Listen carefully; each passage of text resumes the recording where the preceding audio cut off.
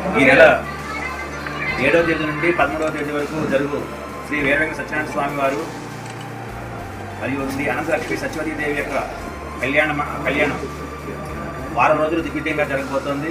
7వ తేదీ బుధవారం వైశాఖ శుద్ధ దశమి రోజున సాయంత్రం 4 గంటలకు అణివేటి మండపం వద్ద శ్రీ స్వామివారిని పెండ్లి కుమారుని చేయట మరియు శ్రీ అమ్మవారిని పెండ్లి కుమార్తెను చేయట అనే కార్యక్రమం సాయంత్రం 4 గంటల నుంచి ప్రారంభమవుతుంది. తదుపరి గణపతి పూజ, ఉలూకల గౌరీ పూజ, పేరంటాండ్లకు ఆయనములు ఇచ్చుట అనే కార్యక్రమాలు జరుగుతాయి. తదుపరి రాత్రి 7 గంటలకు శ్రీ స్వామివారు మరియు అమ్మవార్లకు రాజా వెంకటరామరాయ కళామందిరం నందు విదుర్కోలు ఉత్సవం జరుగుతుంది. తదుపరి రాత్రి 9 గంటలకు శ్రీ సీతారాముల వారిని ఆంజనేయ వాహనంపై గ్రామోత్సవము పెండ్లి పిలుపులు జరుగుతుంది. 2వ రోజు అయినటువంటి 8వ తేదీ గురువారం వైశాఖ శుద్ధ ఏకాదశి రోజున ఉదయం 9 గంటలకు స్వామివారి సన్నిధిలో అణివేటి మండపం నందు గణపతి పూజ, దీక్షా వస్త్రధారణ, అంకురార్పణ, కంకరధారణ, ధ్వజారోహణ అనే కార్యక్రమం జరుగుతుంది. తదుపరి రాత్రి 7 గంటలకు స్వామివారిని గరుడవాహనం పైన, అమ్మవారిని గజవాహనం పైన, శ్రీ సీతారాముల వారిని వెండి పలకపై గ్రామోత్సవము కార్యక్రమం జరుగుతుంది.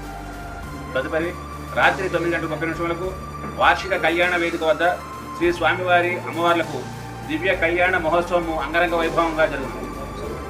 3వ రోజు అయినటువంటి 9వ తేదీన శుక్రవారము వైశాఖ శుద్ధ ద్వాదశి రోజున సాయంత్రం 5 గంటలకు ప్రధాన ప్రవేశ స్థాళిపాక హోమములు, రాత్రి 6:30 అరుంధతి నక్షత్ర దర్శనము, రాత్రి 9 గంటలకు రావణ వాహనంపై గ్రామ ఉత్సవము జరుగును.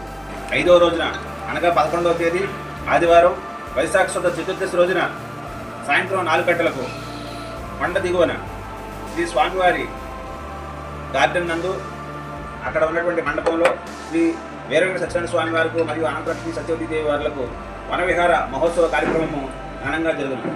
12వ తేదీ సోమవారం వైశాఖ పూర్ణిమ రోజున ఉదయం 5 గంటలకు శేషహోమము, కంద పట్నాలు, ఉదయం 9 గంటలకు శ్రీ స్వామివారు మరియు అమ్మవార్లకు చక్రస్నానము పంపానది వద్ద జరుగుతుంది.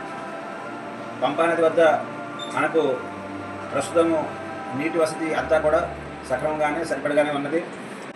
ఆఖరి రోజు 13వ తేదీ మంగళవారం వైశాఖ బహుళ పాఠ్య రోజున రాత్రి 7:30 నిత్య కళ్యాణ మండపం వద్ద శ్రీ వీరవేంకట సత్యనారాయణ స్వామి వారికి మరియు మన అనంత లక్ష్మి సత్యవతీదేవి గారికి శ్రీ పుష్ప యోగ మహోత్సవం జరుగును.